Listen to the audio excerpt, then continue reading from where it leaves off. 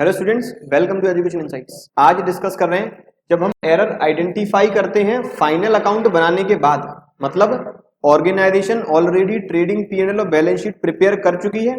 अब एरर उन्होंने अगले साल या फिर next to next year identify किया है।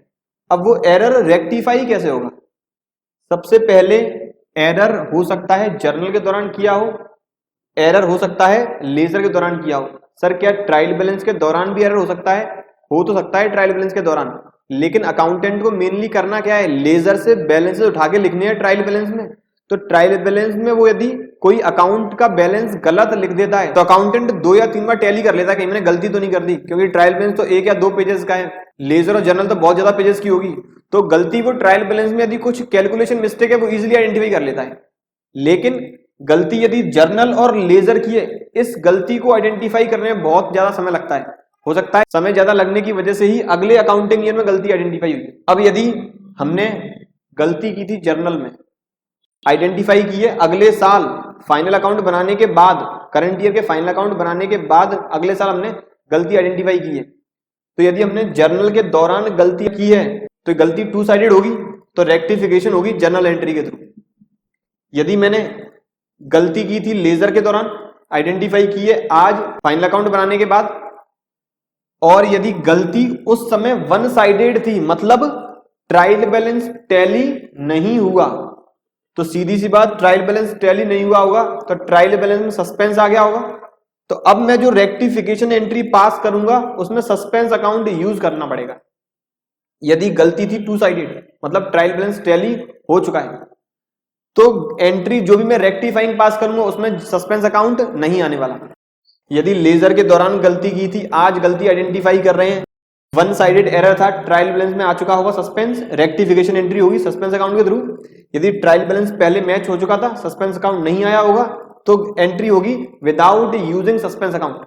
सर ये तो सेम आपने पिछले क्लास में जो बताया था सेम वही है, लेकिन ये जो खास बात लिखी है ये डिफर करती है पिछले वाले एरर को रेक्टिफाई करने में और आज वाले एरर को रेक्टिफाई करने में। इसका मतलब if rectifying entry includes revenue nature transaction, यदि हम रेक्टिफाइंग एंट्री इन तीनों केस में पास करने वाले हैं और उसमें कोई एक ट्रांजैक्शन रेवेन्यू नेचर का है, then instead of that account profit and loss adjustment account will be used. तो उस अकाउंट की जगह हम यूज करने वाले हैं प्रॉफिट एंड लॉस अकाउंट। अब बच्चे को कैपिटल और रेवेन्यू में डिफरेंस नहीं पता, तो आप यार मुझे बताओ क्या ये कॉन्सेप्ट रेक्टिफिकेशन ऑफ एरर का है? बच्चों ने बदनाम कर रखा है इस चैप्टर को, रेक्टिफिकेशन ऑफ एरर को। कॉन्सेप्ट पिछले चैप्टर्स के हैं। सर दिक्कत यहां आती है, दिक्कत आती है क्योंकि हम सारी गलतियां पीछे छोड़ आए हैं। वास्तव में हमें खुद के एरर को रेक्टिफिकेशन करने की जरूरत है, फिर हम अकाउंटेंट के एरर को रेक्टिफाई कर सकते हैं।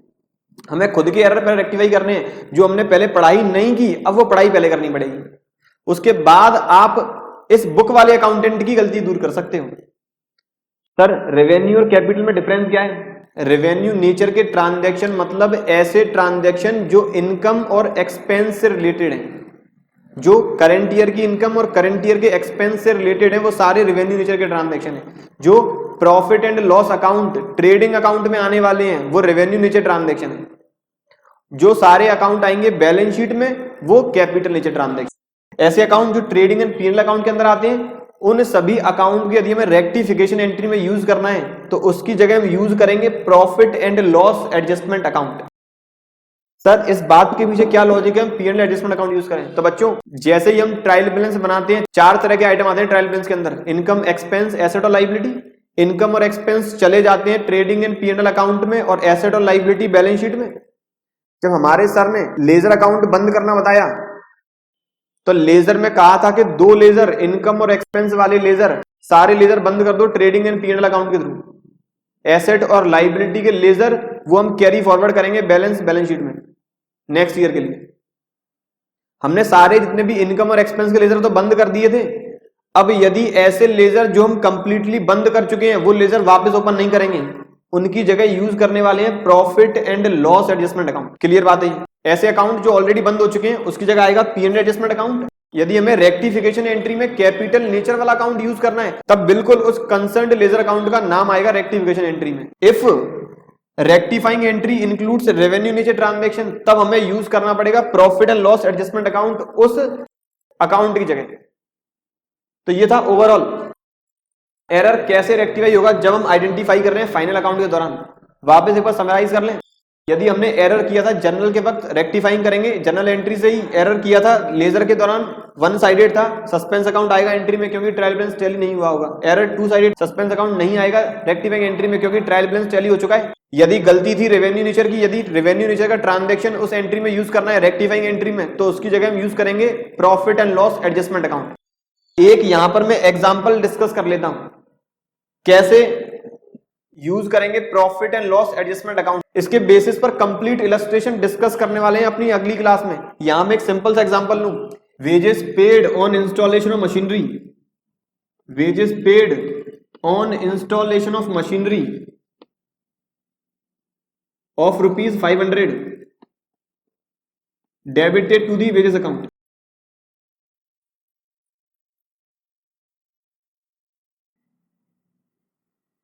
मैंने वेजेस पेड की 500 रुपए की मशीन के इंस्टॉलेशन पे, गलती से अकाउंटेंट ने वेजेस अकाउंट डेबिट कर दिया, मतलब एंट्री पास कर दी होगी wages account debit to cash. Entry करनी क्या थी, machine account debit to cash, गलती हमने कर दी जर्नल के वक्त, तो सोचने की जरूरत नहीं है कि सस्पेंस आएगा या नहीं। यदि गलती हमने जर्नल के दौरान कर दी है 100% केसेस में सस्पेंस कभी नहीं आएगा। तो मतलब रेक्टिफिकेशन एंट्री पास होगी विदाउट यूजिंग सस्पेंस अकाउंट।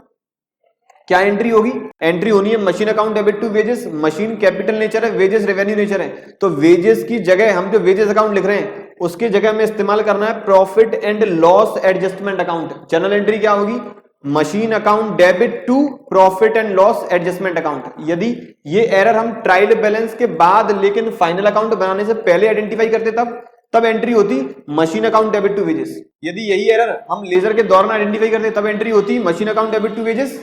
यदि यही एरर हम जर्नल एंट्री के दौरान आइडेंटिफाई करते हैं तो एंट्री होती है machine account debit to wages. हर केस में एंट्री सेम है except one, that is if error identified after the preparation of final account. ये था ओवरऑल आज का लेक्चर। ऐसी अकाउंटिंग पर और वीडियोस देखने के लिए और नॉलेज गेन करने के लिए मेरे यूट्यूब चैनल एजुकेशन इनसाइट्स को सब्सक्राइब जरूर करें। Thank you.